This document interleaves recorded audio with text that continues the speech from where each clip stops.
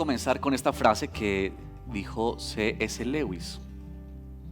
Él escribió lo siguiente: Dios nos susurra en nuestros placeres, habla a través de nuestra conciencia, pero nos grita en nuestros dolores. Es su megáfono para despertar un mundo que no quiere escuchar. Esa fue una cita que escribió él y seguramente muchos de nosotros estamos de acuerdo con eso, y usted podría pensar en esta idea. Nuestros mejores momentos de aprendizaje mayormente son en tiempos de dolor y de aflicción. De alguna manera es como que Dios usa esas situaciones o circunstancias para llamar nuestra atención.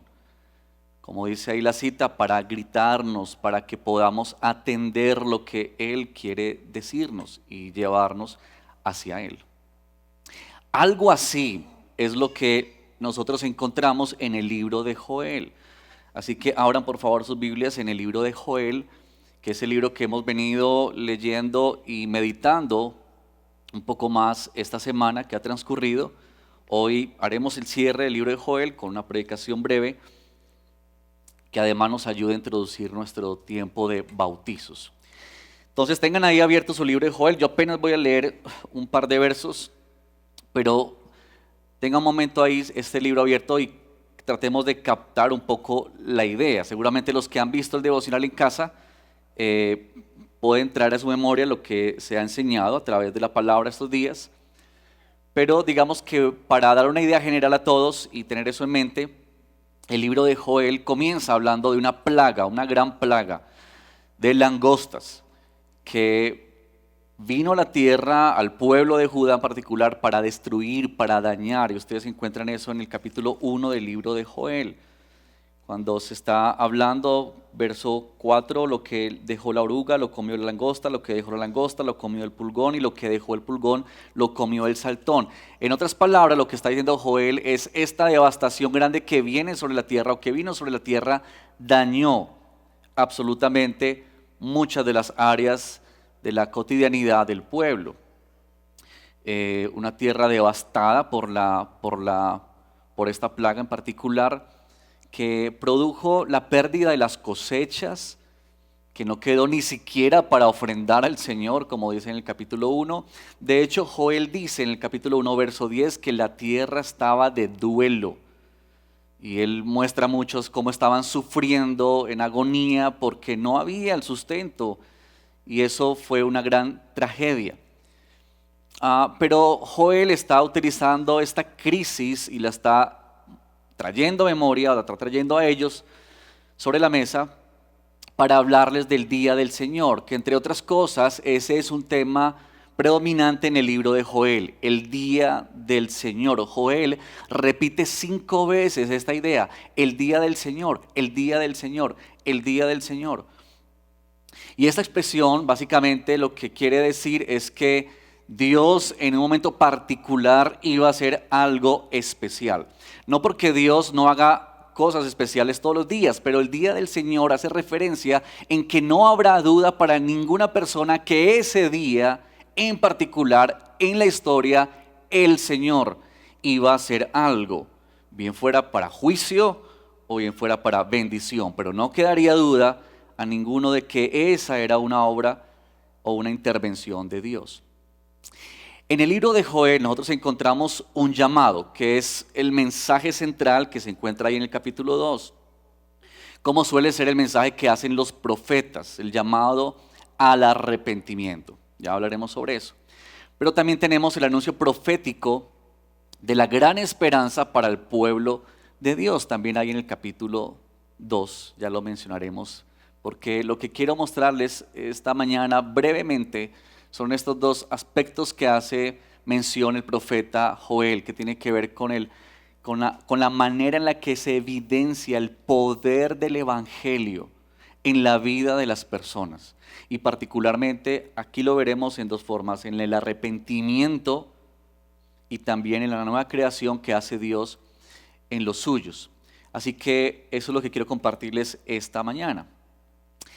El poder del evangelio que encontramos en Joel. Y que también lo apreciamos en nuestra vida, como ahorita darán testimonio los hermanos acerca de esa obra preciosa del Señor. Pero miren ustedes en el capítulo 2, en el verso 12. Esta plaga que había afectado profundamente a la nación y que generó tantos estragos, Joel lo ha interpretado como el juicio de Dios, y así los profetas han interpretado mucho de las agonías y los sufrimientos que tiene el pueblo. Ahora, una claridad ahí. Debemos recordar siempre esta idea. En la Escritura se nos enseña que mucho del dolor que el pueblo experimentó, por supuesto, provino a causa del pecado, de la maldad, y que Dios estaba disciplinando o trayendo juicio, lo cual, por supuesto, implicaba el dolor y el sufrimiento, como hemos leído ya en varios de los profetas. Pero también tenemos que aclarar que no todo el sufrimiento que encontramos en la Escritura es a causa del pecado. Recuerden, por ejemplo, el libro de Job. Es una gran muestra de que no todo el sufrimiento es por causa de pecado. Pero aquí en Joel sí. Joel está mostrando cómo es que el juicio de Dios, el día del Señor, que en el capítulo 1 describe como gran día, terrible día, ese día vendría, y vendría como en diferentes momentos. Vino en las langostas, vendría luego por la invasión de otros pueblos, como ya hemos mencionado en diferentes predicaciones, pero además también Joel hace mención de un día final, el día del Señor, cuando Dios traería juicio sobre todas las naciones. Así que esta situación de dolor y de aflicción, de alguna manera, es una advertencia para el pueblo. Y una advertencia para que el pueblo tome acción de arrepentimiento. Miren por favor entonces verso 12 del capítulo 2.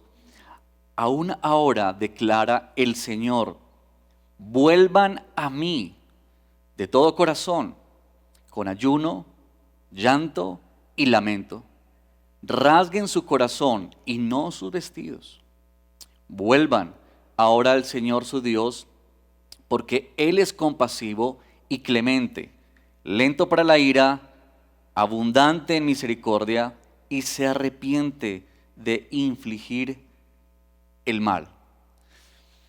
Hermanos, el tema del arrepentimiento es un tema central en nuestra fe, tal como se aprecia en las Escrituras. Este no es un llamado apenas para los no creyentes, y a veces nuestro error es pensar que el arrepentimiento es un mensaje, o arrepiéntanse en ese mensaje para los que no son creyentes. Pero más bien encontramos también en la Escritura que ese llamado al arrepentimiento es para el pueblo de Dios, para los creyentes, para nosotros que confesamos a Cristo como nuestro Señor y como nuestro Salvador. Y es que hemos de decir, queridos, que Dios nos llama permanentemente a examinar nuestras vidas y corregir lo que sea necesario porque somos sus hijos. Quizá en este momento podríamos preguntarnos lo siguiente, o tú podrías preguntarte, cada uno podría preguntarse lo siguiente: ¿cómo estás andando en tu vida como creyente? ¿Cómo anda tu vida? ¿Cómo luce tu vida? ¿Será que en la actualidad tú y yo estamos sometiéndonos a la voluntad de Dios? ¿O quizás estamos por ahí viviendo como mejor nos parece? Eso sí, sin dejar de ir a la iglesia, sin dejar de hacer el devocional, sin dejar de ver devocional en casa, pero viviendo a nuestra manera. El arrepentimiento, queridos, en la Escritura, eso se desarrolla mucho más en el Nuevo Testamento, tiene que ver con la vida misma del cristiano.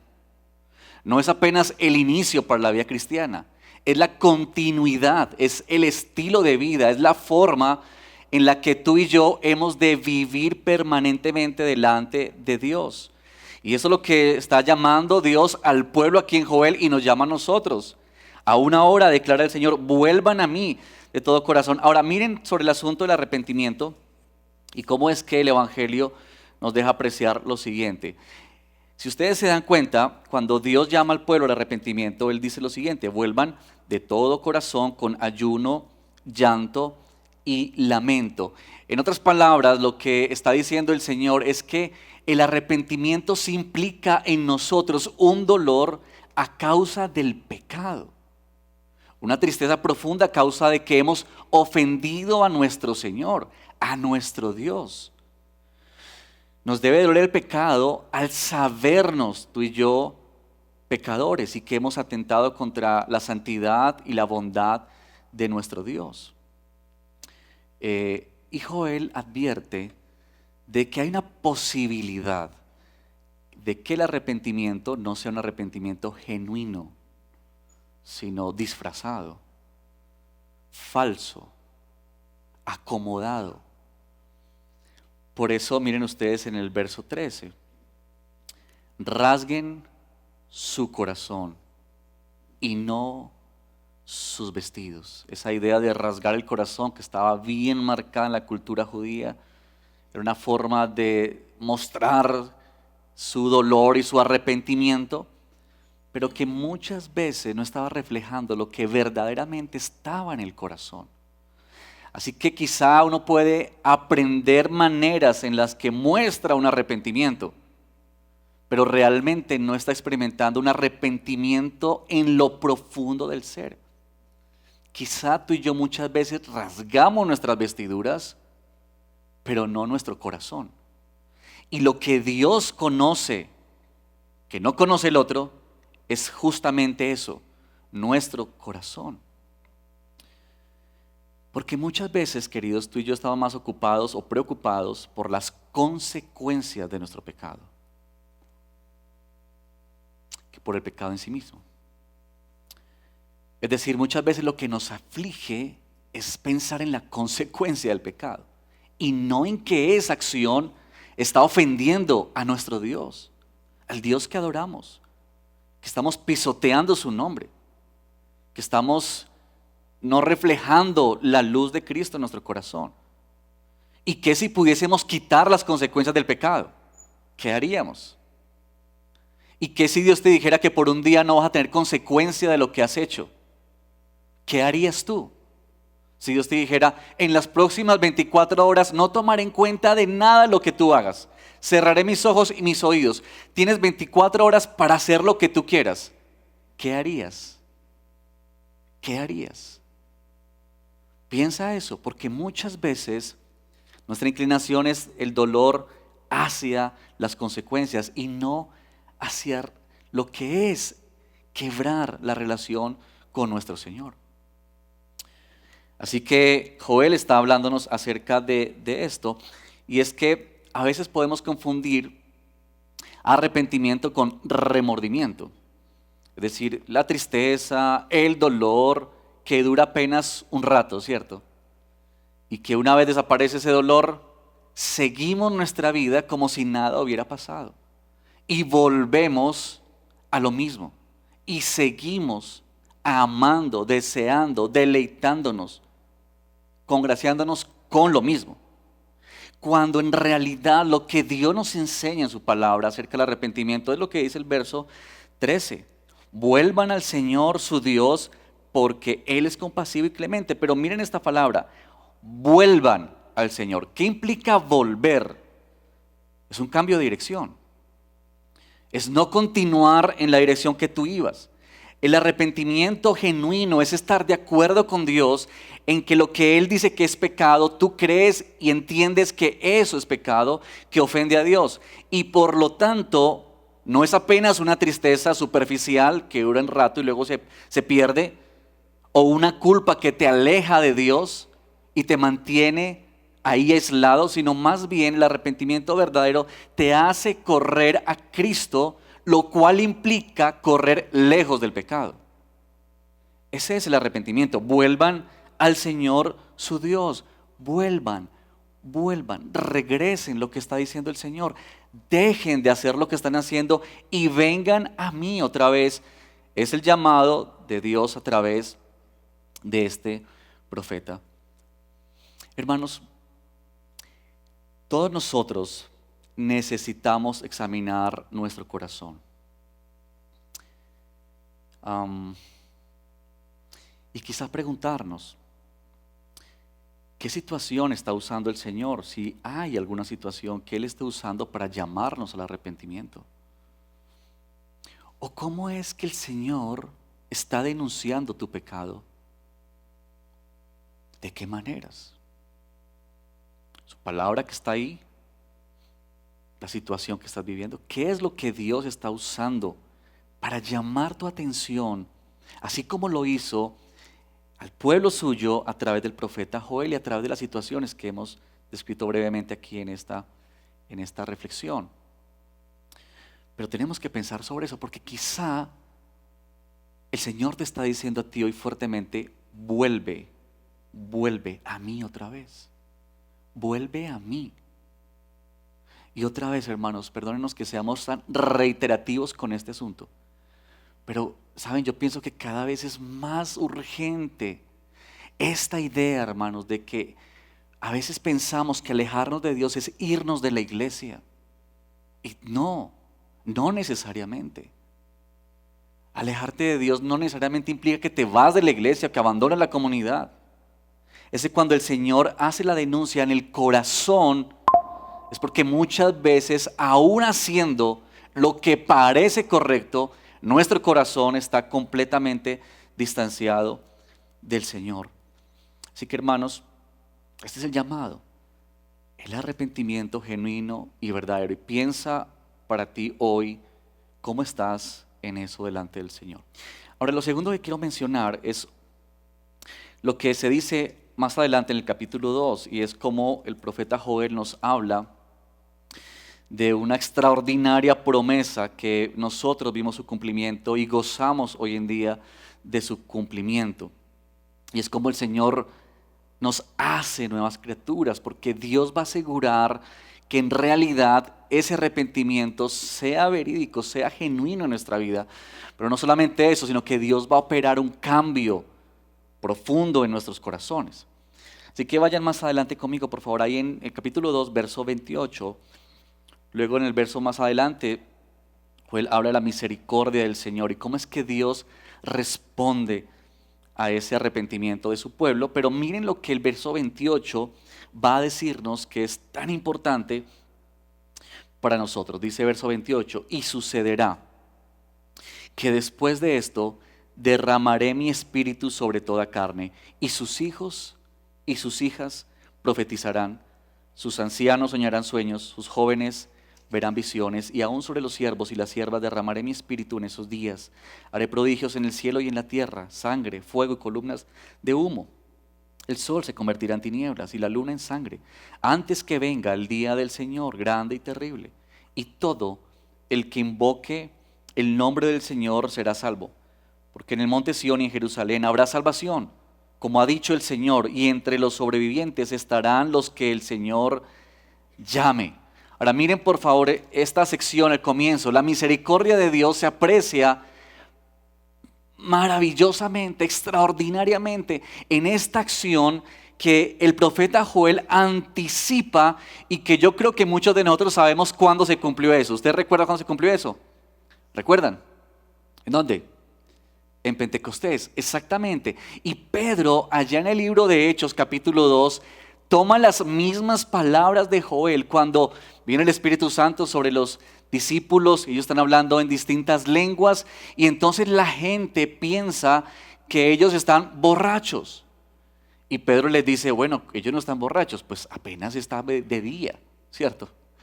Si fuera de noche de pronto, pero venga, es que es de día. Ellos no pueden estar borrachos. Y entonces lo que Joel dice es, lo que está sucediendo y lo que ustedes están viendo es lo que profetizó Joel hace tantos años.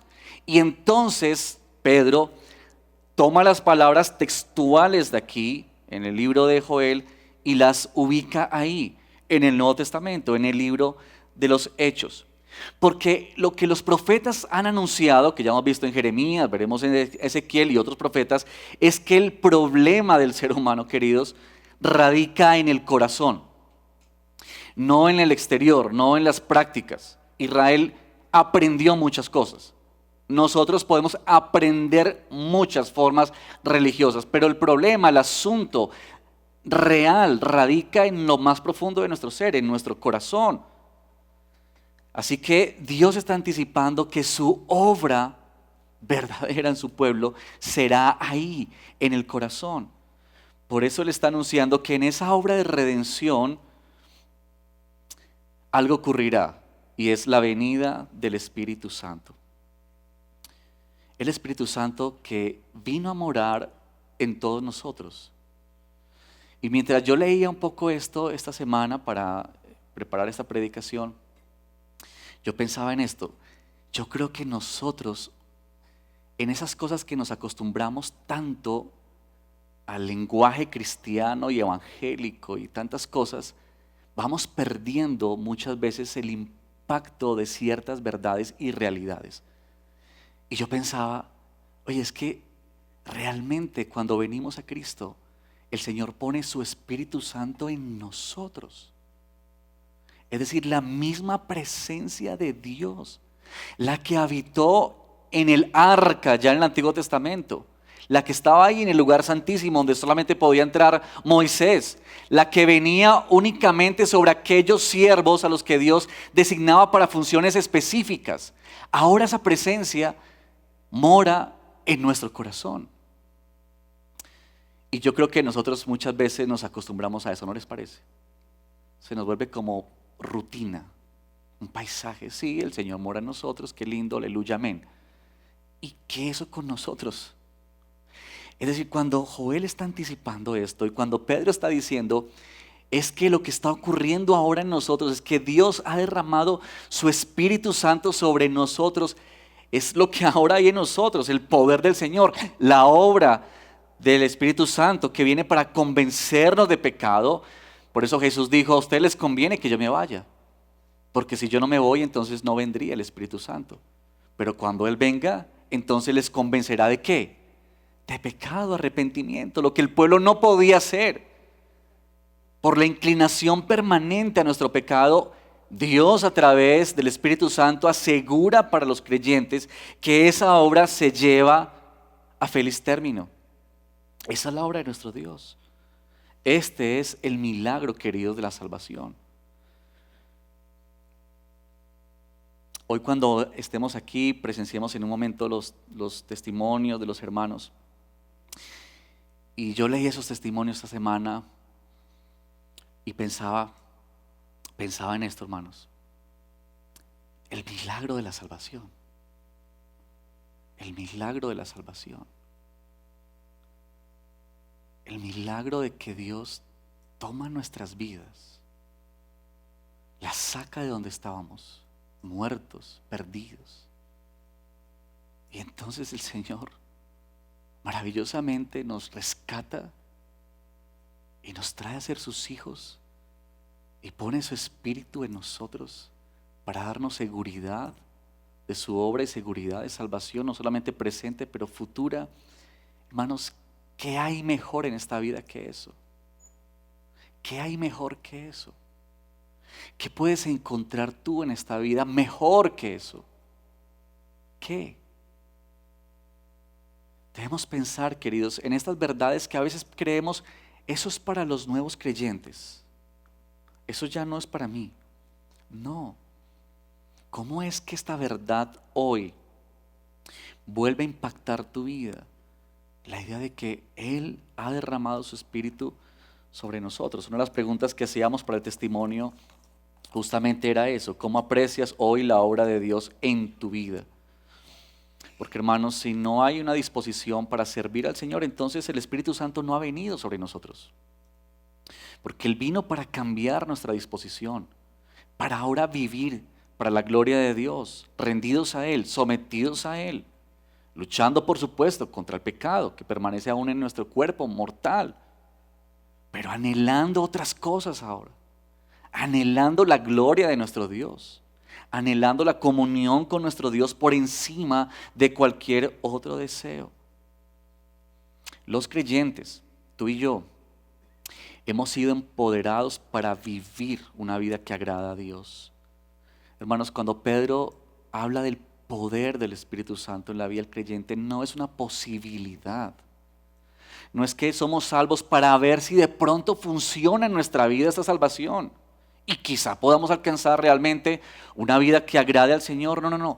Es la realidad contundente, clara, que se nos da en las Escrituras, que Cristo triunfó por nosotros en la cruz del Calvario y que su triunfo quedó evidenciado en su resurrección y ascensión a los cielos. En ese sentido es que tú y yo vivimos esta vida cristiana sometidos a la voluntad del Señor. ¿Por qué? ¿Por nosotros? No. ¿Por nuestras capacidades? No. Por una razón. Porque Dios ha puesto su Espíritu en nosotros. El Espíritu que como dice su palabra, nos cela permanentemente. El Señor nos cela.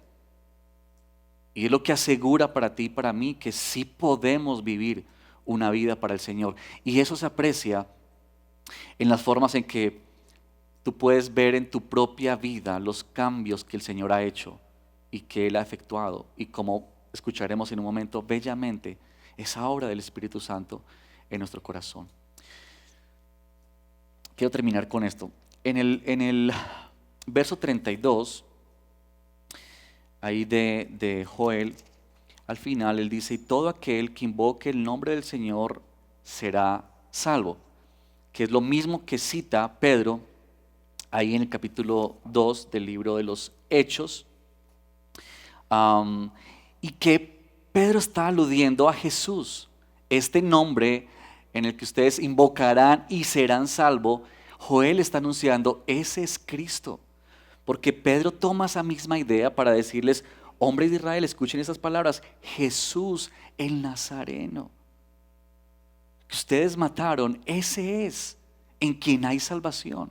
Ese es la promesa cumplida del Mesías. Ese es nuestro Redentor.